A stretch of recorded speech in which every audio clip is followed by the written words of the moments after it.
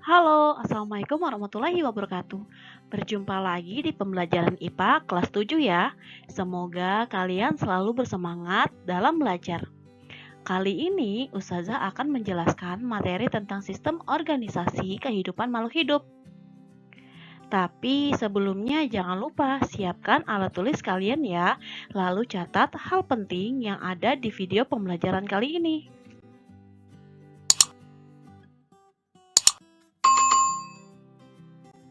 Sebelum lebih lanjut mempelajari materi ini, Ustazah akan menyampaikan tujuan pembelajaran kita kali ini. Adapun tujuan pembelajaran kita pada materi ini yaitu peserta didik mampu mengidentifikasi keragaman pada sistem organisme kehidupan dari tingkat sel sampai organisme, serta komposisi bahan kimia utama penyusun sel dengan tepat setelah melakukan pengamatan. Kalian tahu tidak, donat terbuat dari apa? Donat terbuat dari tepung, lalu tercampur dengan aneka bahan sehingga jadilah donat. Sama halnya dengan donat, kita manusia dan organisme hidup yang lain juga punya penyusunnya. Penyusun dasar makhluk hidup adalah sel. Oke, ini adalah alur terbentuknya organisme. Dari sel akan membentuk jaringan. Jaringan membentuk organ. Organ membentuk sistem organ. Dan nantinya akan menjadi organisme. Yuk kita bahas dari sel terlebih dahulu. Sel merupakan unit terkecil penyusun makhluk hidup. Oleh karena itu, sel berada di tingkat terendah dalam organisasi kehidupan. Eits, jangan salah.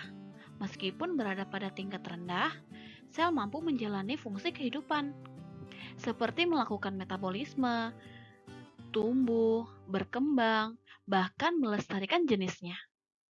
Nah, tahu tidak? Si sel ini pertama kali ditemukan oleh seorang ilmuwan Inggris yang bernama Robert Hooke pada tahun 1665 yang mengamati sayatan gabus dari pohon ek loh. Nah, yang perlu kalian ketahui juga nih, bahwa makhluk hidup yang memiliki satu sel disebut dengan uniseluler. Contohnya bakteri dan protozoa.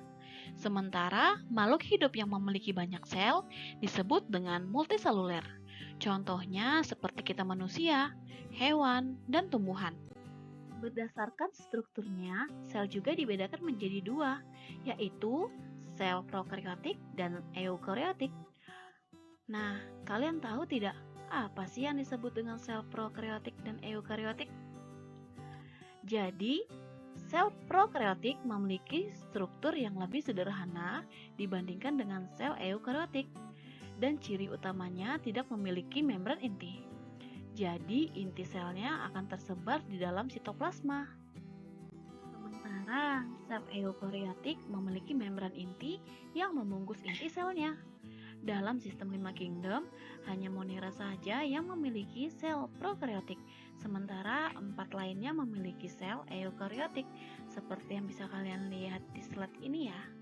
Nah, selanjutnya yang harus kalian ketahui juga nih, sel itu tersusun atas dua komponen kimiawi, yaitu komponen anorganik dan organik. Anorganik seperti air, garam-garam mineral, dan gas.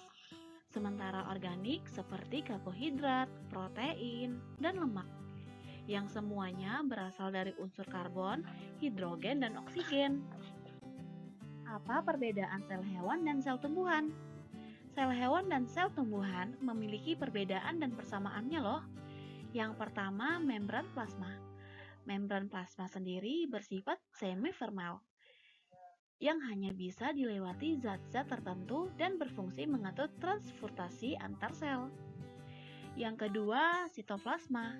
Sitoplasma berupa cairan sel yang di dalamnya terdapat berbagai organel sel. Adapun beberapa organel sel, yang pertama yaitu vakuola. Vakuola berfungsi sebagai tempat keluar masuknya molekul ke dalam sel. Yang kedua yaitu mitokondria. Mitokondria yang berfungsi sebagai tempat pembentukan energi untuk keperluan sel. Yang ketiga yaitu ribosom. Ribosom berfungsi sebagai tempat sintetis protein yang ditemukan bebas di dalam sitoplasma. Yang keempat adalah retikulum endoplasma. Retikulum endoplasma dibagi menjadi dua ya. Ada yang kasar, di mana terdapat ribosom yang menempel, dan ada pula yang halus, yang tidak terdapat ribosom. Selanjutnya, yang kelima yaitu badan Golgi. Bentuknya pipih, tersusun dan berfungsi menghasilkan enzim dan membentuk lisosom. Sementara lisosom berfungsi untuk proses penukaran sel. Selanjutnya ada organel sentriol.